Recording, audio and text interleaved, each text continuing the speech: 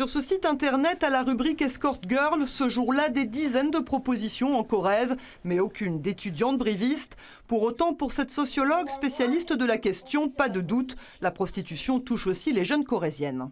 En faisant des recherches sur Internet, j'ai vu des annonces, en tout cas, de prostitution, jeunes, moins jeunes, étudiantes qui se disaient étudiantes et qui proposaient du sexe tarifé dans la ville de Brive-la-Gaillarde, mais organisé dans des hôtels plutôt ou dans des appartements loués.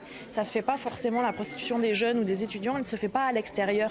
Une prostitution cachée, souvent méconnue, d'où cette conférence de sensibilisation menée devant des étudiants et étudiantes de Brive. Des élèves plutôt surpris, parfois même dubitatifs. C'est vrai qu'on ne s'en rend pas forcément compte, mais bon, si elle le dit, c'est qu'elle le sait sans doute.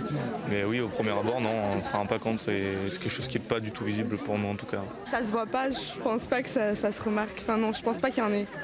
Ou alors c'est très discret, ça se fait très discrètement, mais non, moi je pense pas qu'il y en ait à Brive. Pourtant, une mini-enquête menée à titre expérimental auprès de 170 structures de formation ou à caractère social du département confirme le phénomène.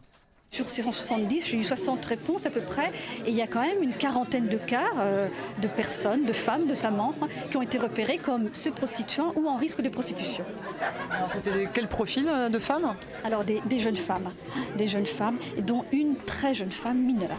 En Corrèze, une instance de coordination en faveur des victimes de la prostitution devrait voir le jour début 2018.